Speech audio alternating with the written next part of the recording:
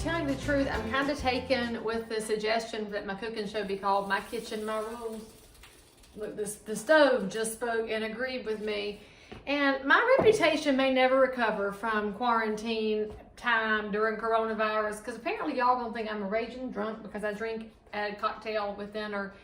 So sue me. My kitchen, my rules, right? So tonight we're gonna have some Basil Hayden's, which is my favorite bourbon, and we're just gonna have it on the rocks. Sometimes I have it neat, and sometimes I put a little in my hot tea just because, you know, it soothes your throat, and that way if I'm out coughing, people won't run screaming from me and assume that I have the coronavirus. So cheers. And I am using my great-grandmother's glassware, but I don't reckon she drank, because I heard a story that my great-grandmother and my great-grandfather used to play instruments. They played the alto harp and the fiddle, and apparently there was some fight with some drunks, and my great-granddaddy broke his fiddle over the head of the other drunk, and nobody ever played an instrument or drank again. Anyway, the story's kind of complicated. My cousin Ann is probably going to pipe up with the details because she is good at that. But anyway, tonight our recipe is fairly simple. My son came up to me this afternoon and said, "Mama," now his favorite thing that I make is mashed potatoes. And it's not even Thanksgiving. It's no longer Easter, but I had some potatoes in the cupboard. So y'all, we're going to make some mashed potatoes tonight. And since it is my kitchen, my rules, don't be judging for the number of calories that are in what I'm fixing to make tonight. And if you want to know about these blue jeans that I'm wearing, look, they're yoga pants. They're made by Ink and Burn, and they have these good pockets here that will hold your cell phone. And if you want the discount, you should let me know, because those people at Ink and Burn made me an ambassador. I was so pleased. It's like the joy of my life, because that's the only company I really was interested in, because I love their running clothes, and frankly, things like my mashed potatoes are why I run. So we are going to peel our potatoes here. This is a very simple recipe. The ingredients that you need to gather up would be a container of sour cream. So if you want to cut a calorie, get the light sour cream. I don't think that cuts nary a thing, but all right, makes us feel better, and I guess that's half the battle. And then you also need to have on hand some butter.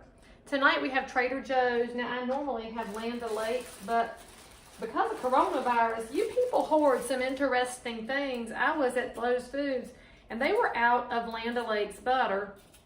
And there's certain things I buy store brand of, but I just walked on past the Lowe's Food brand butter. I imagine it's fine. I get most of their store brand things, but I had to go to Trader Joe's, and there was no line around the corner today, and I got some Trader Joe's butter. Now you'll notice there's salted and unsalted, and I don't reckon it makes a difference in mashed potatoes. Frankly, the more salt, the better as far as I'm concerned. That's your 3 ingredients so far: potatoes, butter, and sour cream. And you're gonna need some kosher salt, and you're gonna need some pepper. So what I have over here working on the stove is I'm boiling a pot of water, and I have put some kosher salt in it already, because if y'all didn't know, it makes everything better when you salt your water first. Now, because I'm gonna do some more prep work here, and I really don't have enough to say for y'all to listen to me ramble while I peel potatoes, because it's not the most glamorous job in the world. I will remind you though, if you have a disposal in your kitchen, please don't put potato peels down your disposal. They are bad for it. You need to put them outside in your composter. And by the way, when your realtor comes to your house to sell it, you should call me if you're in Charlotte. Just know that if you have a compost bin outside, it probably had ought not to be stinking and covered up in flies and gnats when we get your house on the market. So we'll discuss timing. So now I'm going to pause for a commercial break, even though nobody pays me commercials, and I'll splice it back up here in just 1 second. Okay, friends, so here's the magic for your mashed potatoes. So you see, they are steaming hot. I drained the water off, and they're relatively soft. I can cut it with that wooden spoon. And now we're going to take a stick of butter. Yes, a whole stick of butter for half a bag of potatoes. And the amount of butter that you put in, frankly, depends on how much cholesterol you would like to have, because butter's amazing. It's good for you. It's got dairy, and dairy is for bone density. And those of y'all that are medium-aged like me, you need to be thinking about your bone density, which means you need to eat more butter. And I don't mean some sad little knockoff margarine, oleo, can't believe it's not butter, because I can tell you I can believe it's not butter. It ain't butter. So don't be trying to pass those things off. Now what I have done is I have shoved all my hot potatoes on top of the butter to make it melt. Now while I'm doing that, we're gonna put some pepper in. And as y'all know, I'm not a measurer, I'm a feel it. And so we're gonna put enough pepper in there to where I can look at it. And we might have to add a little back. So as you're putting in your salt and pepper, anytime you see a recipe that says to taste, it depends on who's tasting it, frankly, that gets to decide. So that's not gonna be enough salt.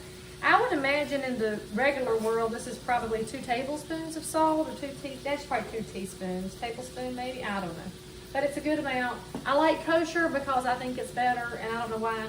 So now I'm gonna check my butter and see how it did while the salt and pepper were going in. Oh, it's getting nice and liquidy. So we're gonna stir it about and get a new area of hot potatoes on top of it. If you ever wondered about that game hot potato, I frankly think it had everything to do with making mashed potatoes and what you're gonna use your hot potatoes for. And while I'm waiting on that, I should probably cut the stove off. Look, forgot to cut the stove off. Very important step in cooking.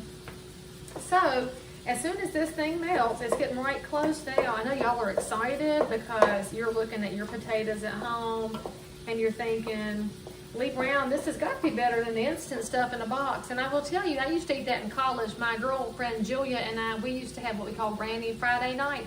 And for us, Granny Friday night was when I didn't have to work at the restaurant and she was not hanging out with the sorority friends and her boyfriend would be in and out of the apartment, but we would eat things like green beans and mashed potatoes. And I made a killer 7-layer dip. And we would just sit around in our pajamas under a blanket and watch the television. And we didn't have cable all the time because we were a little bit broke being college girls. And frankly, I think that's what the young people are missing out on. They're not having enough roommates in life. Roommates are a gift from the Lord. And I don't know what I would do without Julia. So, high five, Julia. Cheers to Granny Friday night. All right, now that is melted nice and good. So what we're gonna do now is we're gonna add sour cream. Now how much are we gonna add? Well, this is a 16-ounce container, so we're gonna squeeze in about half of it. See, that's technical, we call that squoze. I squoze in about half, well, not quite half, let's get more in there. Y'all, if you ever wanted to know what makes a creamy mashed potato, look, it's sour cream and milk. Do not put milk in, butter. Put milk in there, it's just gonna make them soupy. And that, frankly, is just a travesty. Now, I know I have one of those little masher tools, but nothing works as good as your hand mixer. So we're gonna run the hand mixer just right in the bowl we cooked them in. Look, we are preserving our dish time, and I've got it at a medium high speed. And I'm just gonna run it around until it's mixed up good. I don't try to get rid of all the lumps. Now, some of y'all might be anti-lump people. I believe in lumps. I'm a lump fan. I say lump 2020 and beyond and before. And I'm gonna make it until it's nice and mixed. And then we're gonna do the very important job of any cook and taste it. It needs more pepper. And I'm pretty sure that my taste tester will be in the kitchen in just a minute, because just like cats and dogs know when you're feeding them, my son knows when the mashed potatoes are coming off the stove and the mixer is going, so he will be here to give me the heads up. Oh, I think that's enough pepper, because now I can see it. See, that's the key to pepper. If you can't see it, you did not put enough in, but you probably shouldn't be able to see your salt. That's a bit much. Don't go that far. And I know y'all are sad now to be watching this on video and not be at my house.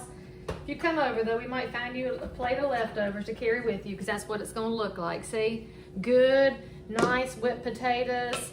And I hope you'll enjoy them and tell me all about it. And then you're going to tell me how you added cheese and parsley and paprika, and I will just get my glass of Basil Hayden. And so, all right, then, change it up however you want to. Make a video and tell me, and maybe I'll look at it and we'll all be friends. Until then, I'll see you next time.